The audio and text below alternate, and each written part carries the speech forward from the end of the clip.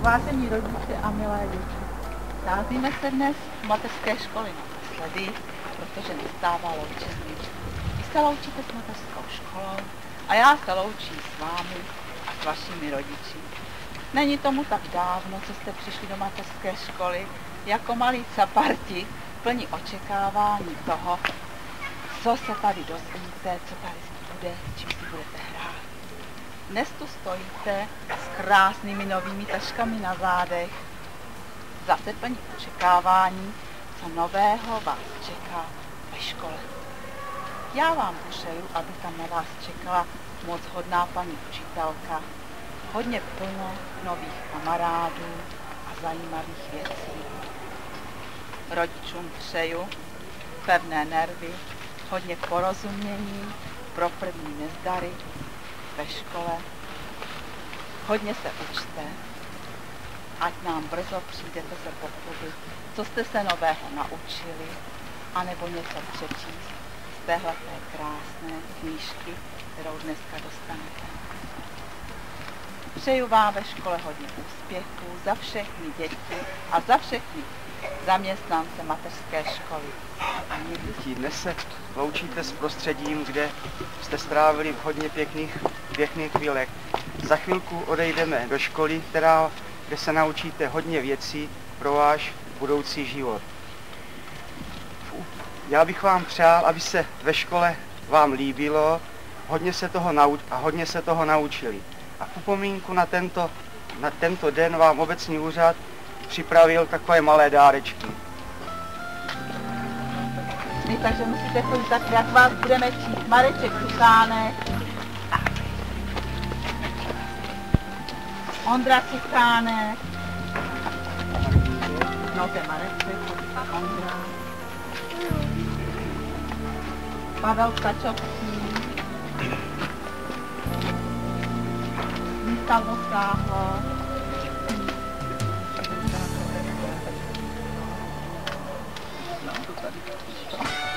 Petr Vozák, Káťa Vohralíková,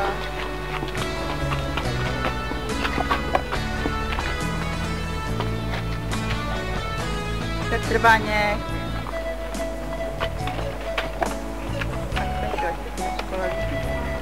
Pavel Vaněk,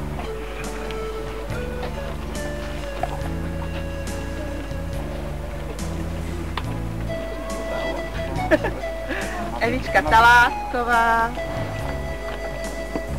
Tak Evičko.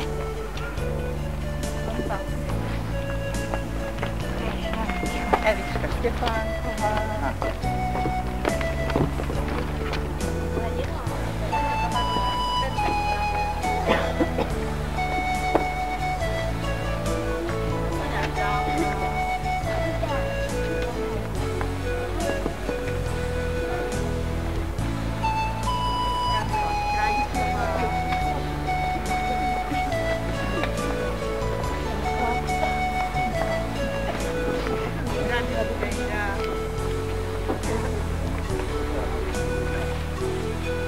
Soňa Králová,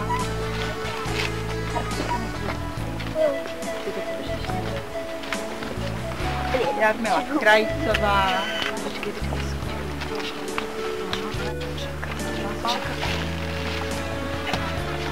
Radek Kejda,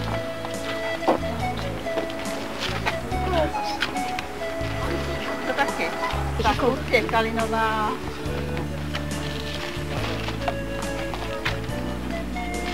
Janička Červenková,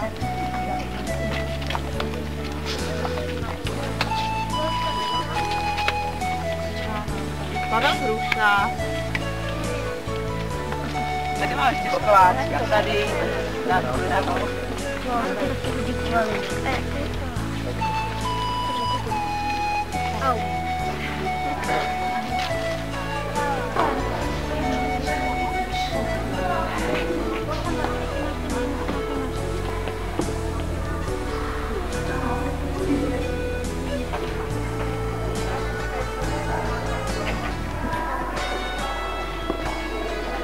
Tak Pavlíku, ještě jednou všeho, ať se vám hodně líbí ve škole, ano? Děkuju za kytičku. Můžete se podívat, protože s Martinkou, viď? Jo.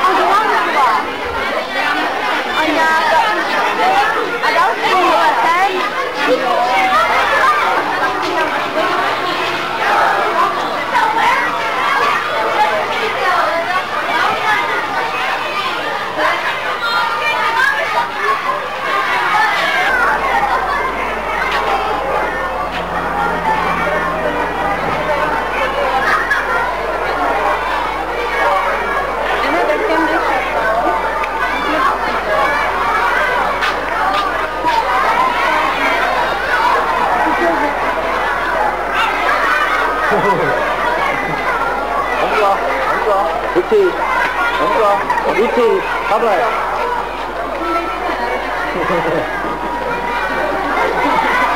Teď jo.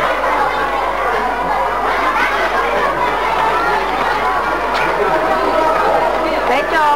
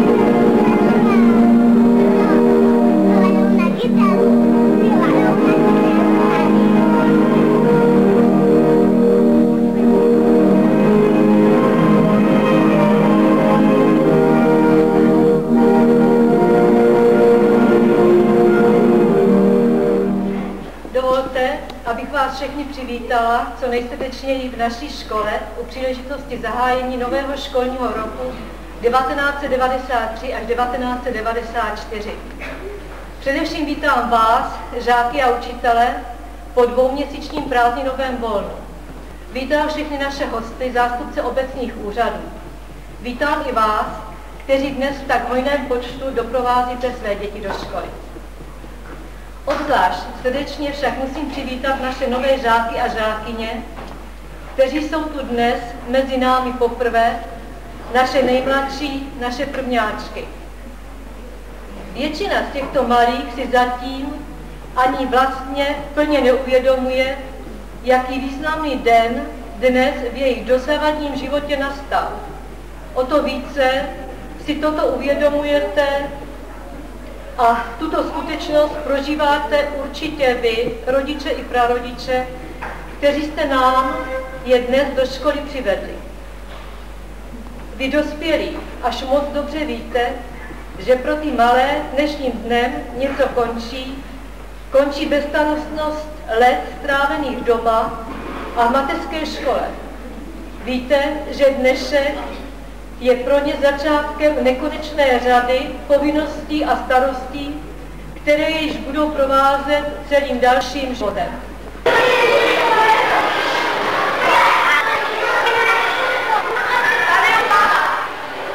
První třída.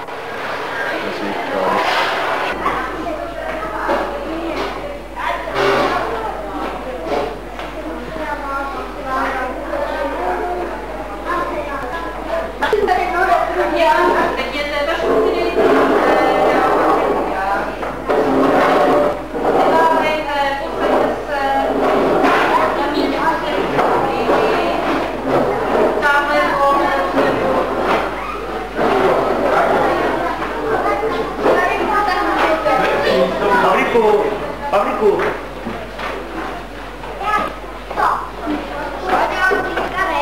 Jak to, nějaký místo si vybral, musíš jít tady. Pojďte sem.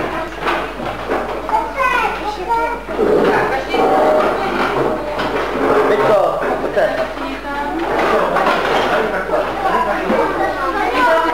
Papčo, pojďte sem, Pavlíku. Líčky, pojď. Tady, Peťo.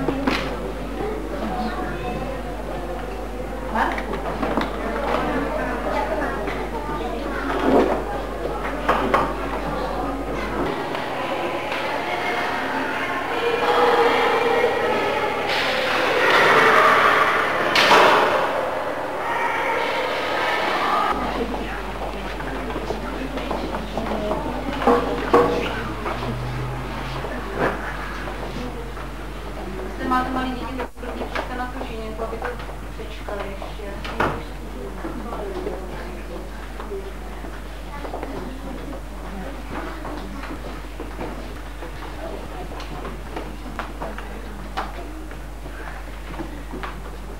Já bych vás chtěla přivítat tento slavnostní a asi opravdu slavnostní den v první třídě. Ne pro každého, to je asi jednoduchá srdeční záležitost. A doufám, že přes počáteční ostrychy dětí i obavy vaše si myslím, že ten začátek v první třídě zvládneme, tak jak bychom se všichni přáli. Děti se mnou teda rozmluvaly velmi srdečně a hezky, že se teda vůbec nebojí a že se ani nestýdali. Jsem byla ráda, že jsme si hezky popovídali, ač nám to třeba trvalo dlouho a byli jste netrpěliví. Mám pár takových věcí, které bych chtěla, abyste vzali na vědomí, protože jim usnadní zapomenete počáteční život dětí první třídy. Jim ještě na to moc nejde, ale spíš bych byla ráda, kdyby podpora vycházela od vás, od rodičů. Protože pro někoho ty počátky, to vstávání a ta nervozita vůbec napětí, třeba zítra, asi je tak velké, že ne každý potom zvládne to, na co mysleli předtím. A nakonec vidíte, co si dáme, co ještě uši. Bačkory, dáme sáčku a to nejdůležitější jsme říkali svačinu. To jsme považovali za nejdůležitější svačinu. K tomu bych vás prosila, abyste jim dávali pití. Škola nezajišťuje pití jako pitný režim v rámci školy. Tak pití musíte teda připravovat každý den, protože ty děti to potřebují. Byla bych ráda, kdybyste doma našli takovou lahvičku, která by nebyla ani těžká, ani nějak tak nelibékala do tašky, jako se to stává.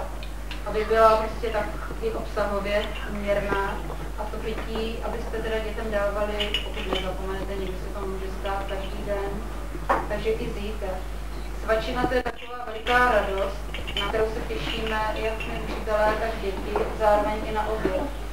Ty svačiny budeme dneska, nebo dneska ještě ne, ale zítra a další dny dělat tak, že si prodloužíme přestávku. Ještě uvidíme, jak to všechno dopadne, protože jak jste slyšeli v projevu paní ředitelky, tak jsme se sice do projektu Obecná škola nepřihlásili, ale chtěli bychom některé prvky uplatňovat. A abych vám to tak osvětlila, tak chtěli bychom ráno, kdy jsou děti nejčerstvější, spojit třeba 2 hodiny v celku a potom udělat delší přestávku.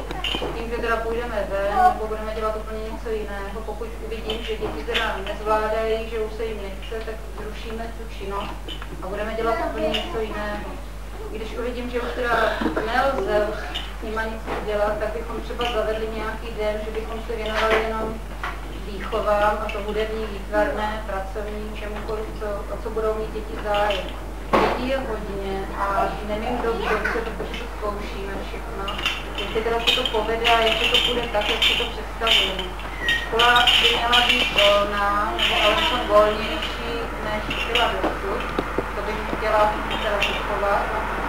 A hlavně bych s vámi chtěla ještě v budoucnu, předpokládám tento měsíc mluvit na téma, jestli žáky známkovat, nebo je hodnotit slovně. Pro někoho to možná není nová informace, někdo už jste to slyšeli. A já bych vám řekla podle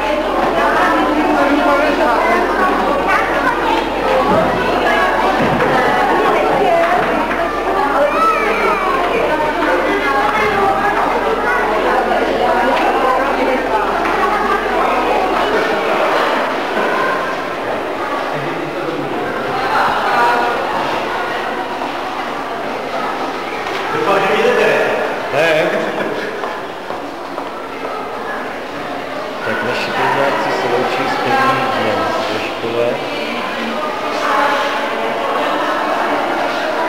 Tam už tady ukazuje různé místnosti ve škole, aby se dobře orientovali.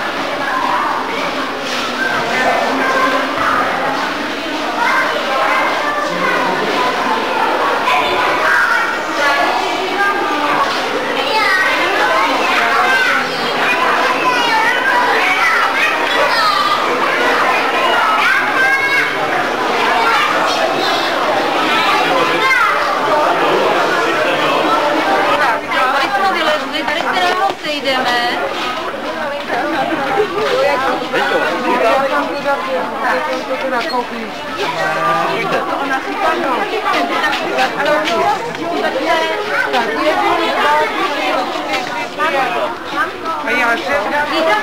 vítejte. Ano?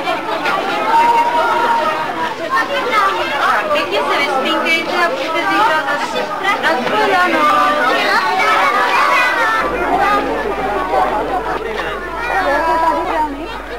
A jak to? Pojďte.